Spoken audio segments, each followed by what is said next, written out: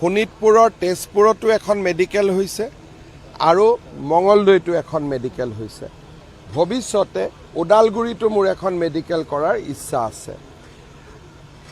এই আধাৰশিলা স্থাপনৰ অনুষ্ঠানটো খুব সুন্দৰভাৱে যাতে হ'ব পাৰে, আমি আজি মঙলদৈত যিটো স্থানত মেডিকেল হ'ব তাকো চাব খুজিছিলোঁ আৰু কুৰুৱাটো অতিৰিক্ত স্থান এটা চাব খুজিছিলোঁ।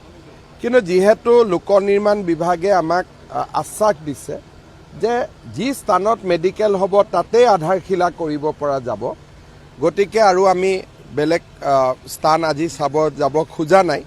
কিন্তু একেটা অনুষ্ঠানৰ পৰা প্ৰধানমন্ত্ৰী ডাঙৰীয়াই নাৰেংগী কুৰুৱাৰ দলঙৰো আধাৰশিলা কৰিব আৰু গুৱাহাটীৰ ৰিং ৰোডৰো আধাৰশিলা কৰিব। তাৰমানে সিদিনাখন প্ৰায় 8,000 কোটি টকাৰ প্ৰকল্প এই স্থানৰ পৰা আৰম্ভ হ'ব। দৰং জিলাৰ ৰাইজৰ মই সহযোগিতা কামনা কৰিম।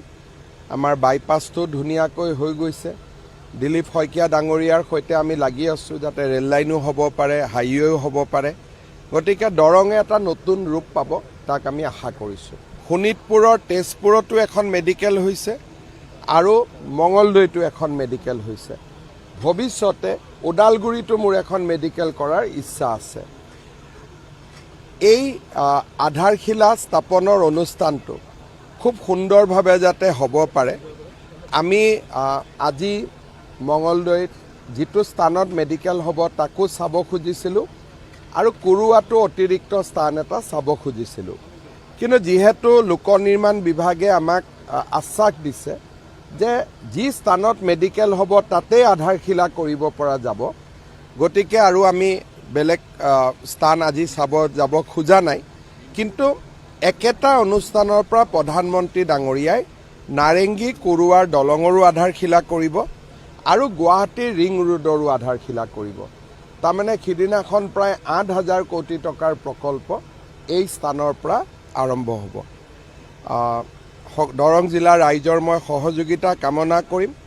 আমাৰ বাইপাছটো ধুনীয়াকৈ হৈ গৈছে। দিলীপ শইকীয়া ডাঙৰীয়াৰ সৈতে আমি লাগি আছোঁ যাতে ৰেল লাইনো হ'ব পাৰে, হাইৱেও হ'ব পাৰে। গতিকে দৰঙে এটা নতুন ৰূপ পাব, তাক আমি আশা কৰিছোঁ। শোণিতপুৰৰ তেজপুৰতো এখন মেডিকেল হৈছে আৰু মঙলদৈতো এখন মেডিকেল হৈছে। ভৱিষ্যতে ওদালগুৰিতো মোৰ এখন মেডিকেল কৰাৰ ইচ্ছা আছে।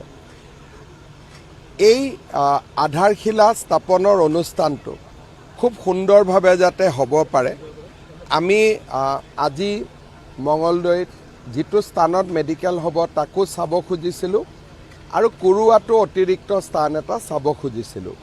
কিন্তু যিহেতু লোক নিৰ্মাণ বিভাগে আমাক আশ্বাস দিছে যে যি স্থানত মেডিকেল হ'ব তাতেই আধাৰশিলা কৰিব পৰা যাব, গতিকে আৰু আমি বেলেগ স্থান আজি যাব খোজা নাই।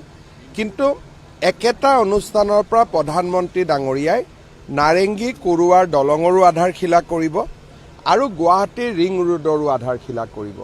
তাৰমানে সিদিনাখন প্ৰায় 8,000 কোটি টকাৰ প্ৰকল্প এই স্থানৰ পৰা আৰম্ভ হ'ব। দৰং জিলাৰ ৰাইজৰ মই সহযোগিতা কামনা কৰিম। আমাৰ বাইপাছটো ধুনীয়াকৈ হৈ গৈছে। দিলীপ শইকীয়া ডাঙৰীয়াৰ সৈতে আমি লাগি আছোঁ যাতে ৰেল লাইনো হ'ব পাৰে, হাইৱেও হ'ব পাৰে। গতিকে দৰঙে এটা নতুন ৰূপ পাব, তাক আমি আশা কৰিছোঁ।